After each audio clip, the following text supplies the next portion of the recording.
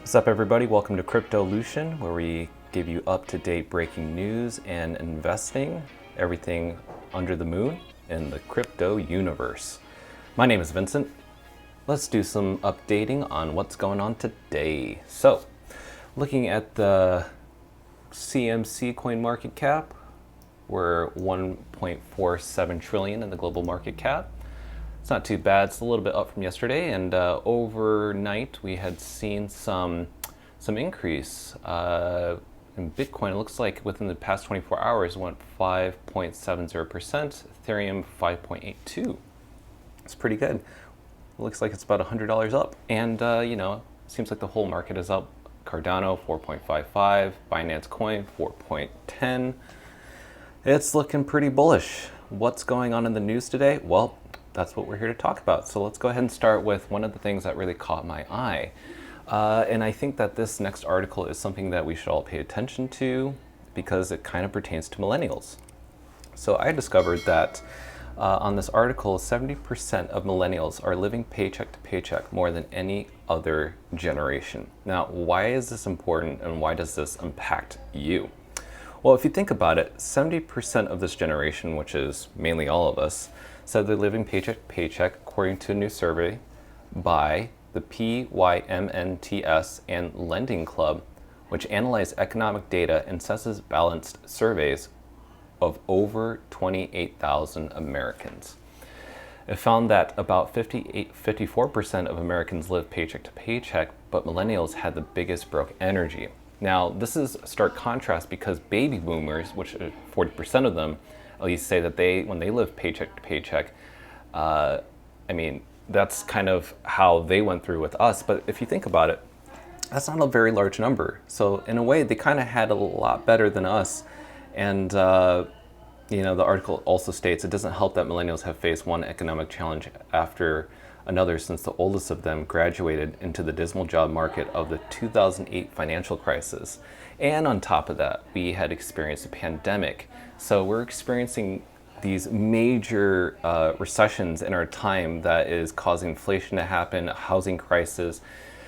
I mean, this does affect everyone. And, this is why I think that the cryptocurrency space is so important, because this is an opportunity for us to invest in assets that really would pay off in the future and grow in value. Baby boomers were growing in stocks and bonds, and so that was kind of their thing. So cryptocurrency, the crypto market, is now our space, which is the digital era. So that is something that I think is really interesting that I wanted to share with you guys, because this does affect you, and why I think the cryptocurrency market is more bullish than ever. Now, as a side note, that was just something I wanted to share, but getting off the beaten path, let's talk about some interesting things out there in the news. So, one thing that I found interesting was this. Formula One announced Crypto.com as inaugural global partner of F1 Sprint Series. Now, this is huge because Formula One is an international sport, bringing in different racers and teams from all around the country, competing all around the world.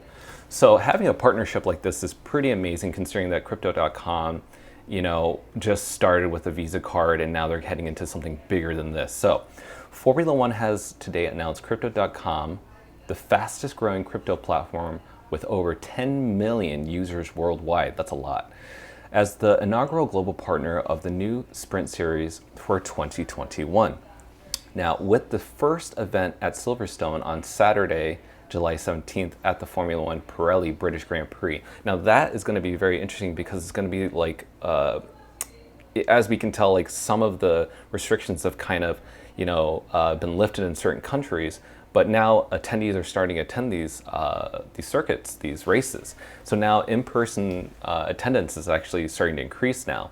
And so having this awareness is pretty cool, and people will know a little bit more about Crypto.com.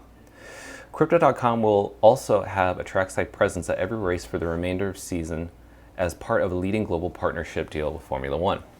Now, Formula One said, in addition to building the world's fastest growing crypto platform and the leading app in both the App Store and Google Play, the Crypto.com Visa card is the world's most popular crypto card available in 30 plus countries worldwide. Partnering with Formula One will ensure Crypto.com will continue to grow their brand awareness on an international stage. Now that is pretty cool in the sports world. Plus, I'm an F1 fan, and they have amazing races that are coming up. These have actually already occurred. Next is Great Britain and then Hungary. So that is pretty cool. Now, let's talk about what some people kind of made fun of Jim Cramer.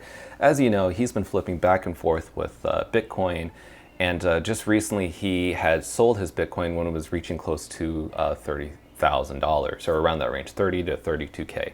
And he had bought, at a pretty high price, and so he had sold off recently and kind of made that public on the news. But he recently had just said that he has acquired a new crypto, which is Ethereum, and now he's kind of bullish on that. So, Jim Cramer prefers Ethereum to Bitcoin. Jim Cramer was asked about his updated view on Bitcoin Monday on CNBC after he sold almost all of his Bitcoin last week. The Mad Money host said last week that he would buy Bitcoin again if the price falls to the 10K level, which I don't think that's going to happen, considering that every time we have a dip, the bulls are always buying, the retail investors are always buying, and so are the institutions. However, the cryptocurrency did not fall much further than 30K, and the level that Cramer appeared to have sold at before bouncing back. And he says, I like Ethereum because people actually use it much more to be able to buy things. I'm going to continue to buy Ethereum. I just think that it's got a little bit more game, because when you go buy an NFT, anything like that, everybody wants Ethereum. It's more of a currency. Pretty cool. Now, as you know, Jim Cramer, he's a fun guy. I grew up watching him, investing in stocks. But he's just part of the baby boomer crowd who, doesn't really fully understand the space. And, no matter if you're an influencer, if you're a celebrity, or if you're a news host, the market, it's not that predictable. So, make sure to only invest what you're willing to risk. So, but it's definitely worth the reward. So anyways, connecting to the next article, Morgan Stanley buys over 28,000 shares of Grayscale Bitcoin Trust.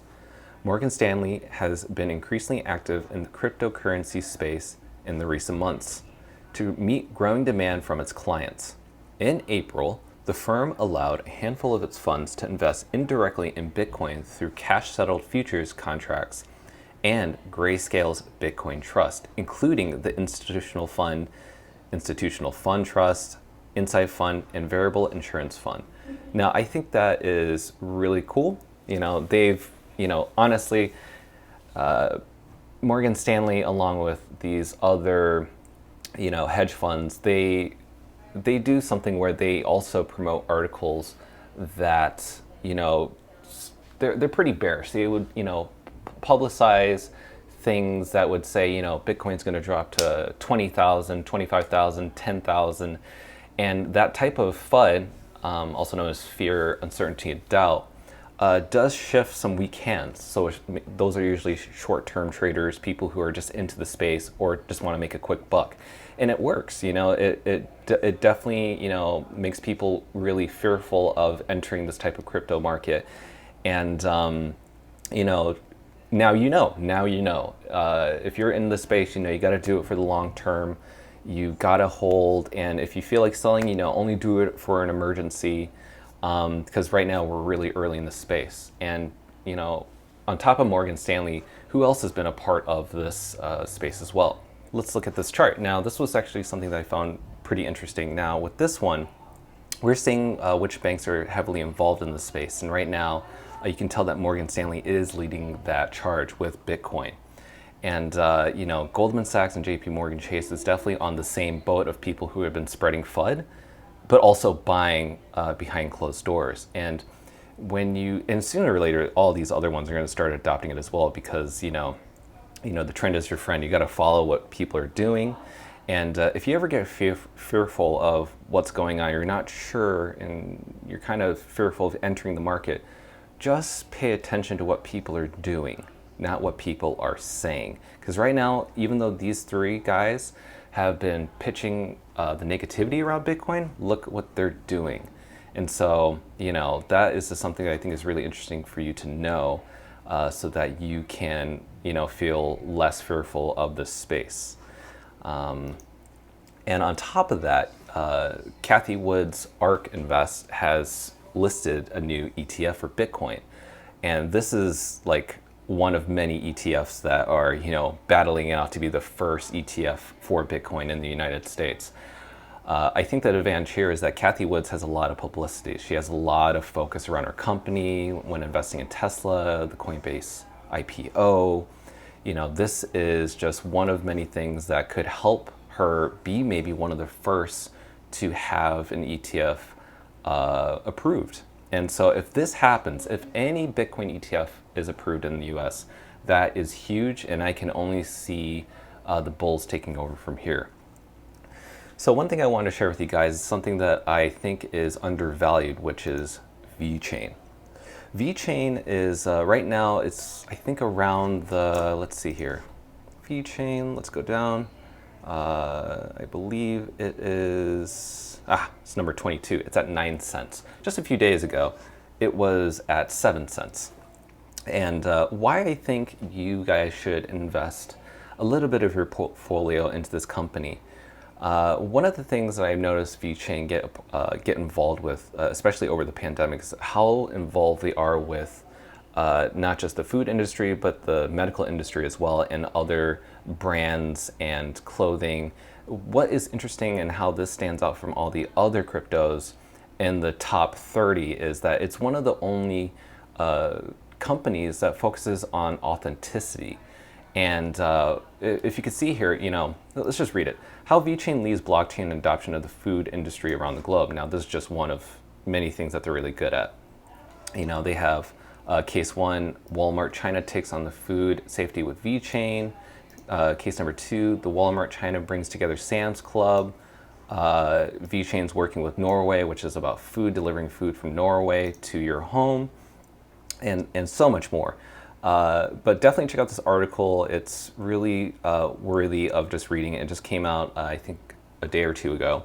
But check it out. I think this is something that you should look in depth. But what I got curious about was the company itself. And, as you can see, the whole ecosystem is building and building and building. They're developing partners and, not just from Walmart, but from H&M. This is a company with Louis Vuitton, and we'll get into that in a second, but just look at this. This is just enriching, and there's so much more that could be had. And let's just go into those details. Let's look at their company. I don't really often see other people kind of look at their, go into detail about their partnerships, and maybe it's because, the last update that they had was on July 5th of 2020, which is like almost a year ago. And when I'm looking through this list, I find some really interesting things that really catch my eye. Like number one, the partnership with BitOcean. BitOcean provides an ATM-based solution for buying and selling cryptocurrencies. BitOcean is one of the first cryptocurrency exchanges to become fully licensed by the Japan's Financial Services Authority. BitOcean will work together with VeChain to allow users to buy and sell VET using physical ATMs starting in Japan and China. That is huge. Japan just recently had Coinbase listed over there for trading for its retail investors, and I'm pretty sure for its institutional in Wales over there as well. So that's really huge. And another thing, the China National Level Partnership. Now, this is one of my favorite parts, is because you wonder, why is VeChain one of the only two cryptocurrencies legalized in China? The fact that they've banned crypto and all the miners are leaving to Kazakhstan, Russia, United States. Why does VeChain have the upper hand? Maybe this is it. I'm not pronouncing this right, but the Guan New Era is an economic development zone directly controlled by the central Chinese government. This area has been mandated to become the center of the high-tech industries in West China, with focus on big data, blockchain, and cloud computing. Some of the companies that will launch operations in this new area are China Mobile, Microsoft, Apple, IBM, Huawei, Tencent, and Foxconn. That's pretty cool. And the new zone will become a test zone for utilizing high innovative technologies to help improve the efficiency of the Chinese government. I mean, that's pretty cool. This is something that I think is a huge benefit to VeChain, and why I think the value of VeChain is so undervalued. That for the fact that it's even 9 cents right now is great. What other things are there? I mean, let's go ahead and scroll down. And this is what I want to bring up before, which is Moet Hennessy, Louis Vuitton. Now, this company, if you didn't know, Sonny Liu is the CEO and the CIO of, is the CEO of VeChain, but is the CIO of Louis Vuitton formerly.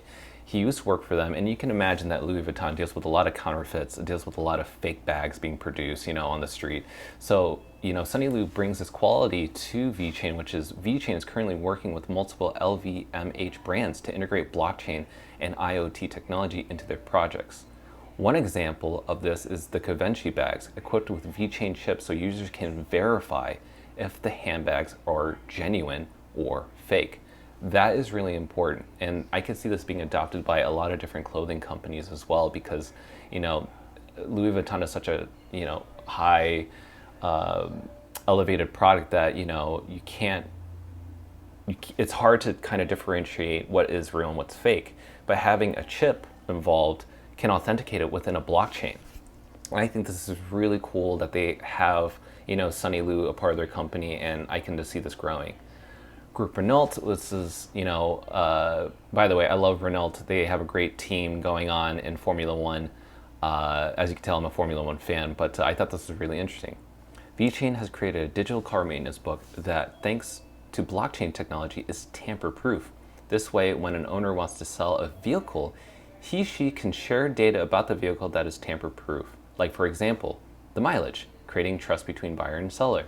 I mean, if you've ever had to sell a car or had to buy a car, there's that awkward moment, especially if it's used, to know the quality of the car. You have to take the buyer's word for it, that the car's quality is, well maintained, that the oil has been changed, that the suspension's intact. Well, guess what? Group Renault is going to be working with VeChain to make sure that their cars and their products are going to be authentic. Again, taking the principles of what Sonny Liu and Louis Vuitton is bringing to VeChain and to the Group Renault and to this company is quite amazing. And we talked about food. Bright Food is a state-owned and second largest food company in China. Bright Food controls the entire life cycle of its product lines. The group owns agricultural suppliers, processing factories, and distribution points all over China. I mean, guys, this is huge. And you got to make sure that what you're eating is right. And during the pandemic, people are more concerned about their health and what they're consuming.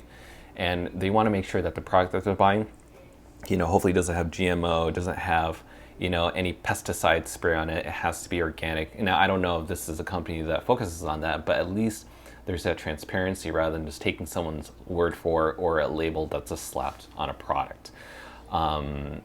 Also, another Japan-related thing, NTT Docomo is the largest telecommunications company in Japan.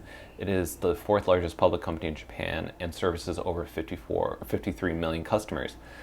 Again, they're taking over the Japanese market. It's huge. Another automobile company, a sneaker company, which I thought was really cool. This guy used to sell sneakers to Kobe Bryant and Mike Shinoda from Linkin Park. By the way, R.I.P., rest in peace, Kobe Bryant, great player, amazing person. It's just great. But, this is taking, sneakers to the authentic level as well, because if you think about it, sneakers, people care about, is their sneaker real? And if you go online, you can find a lot of fake sneakers, especially with Nike and Puma and Adidas. People are collectors in the space. It can cost hundreds to even thousands of dollars for a sneaker. So imagine that these NFC chips are inside the shoe. It can prove their authenticity working with VeChain. And that is just something that I think is really cool. Now, and this is a tea company, which is also around the food product as well. Now, going through this list, it's really important to know that why I think VeChain will grow in value. Well, think of it like this. VeChain is not listed on Coinbase yet. It's not listed on Coinbase. And right now, the CEO of Coinbase recently just announced that they're going to be adding a lot more cryptocurrencies that are out there. And considering that VeChain is, in the top 30, it's just a matter of time. And once the news comes out about that, then it's just going to skyrocket the price, I believe, in my own opinion. Again, this is not financial advice, it's just financial opinion and entertainment. So let's just hear what Brian Armstrong said about VeChain and other cryptocurrencies. So he added that the exchange may introduce a review system so its users can rate the various coins. Really cool. Outside of our listing standards for safety and legality, we don't offer an opinion on the value of each asset. We are asset agnostic because we believe in free markets and that consumers should have the choice in the crypto economy. This is how we'll have the most innovation. And the VeChain army is huge. People are stacking. And if you did not know, where is it?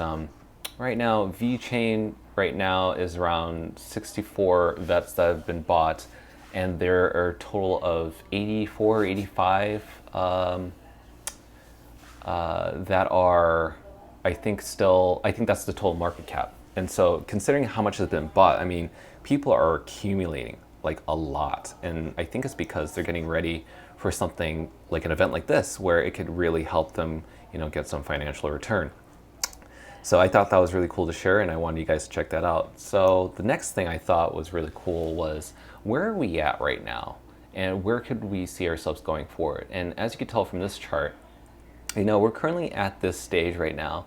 And we had that continuing dip, which was very bearish, and that was all from speculated from the Elon tweet or whatnot, on top of the China ban. But right here, this was a great time to be accumulating, and I've been accumulating at different dips at different points, and I always dollar cost average on a day-to-day basis. If it's $10 here, $10 there, that's where I would accumulate. And right now, this was one of the great times to buy.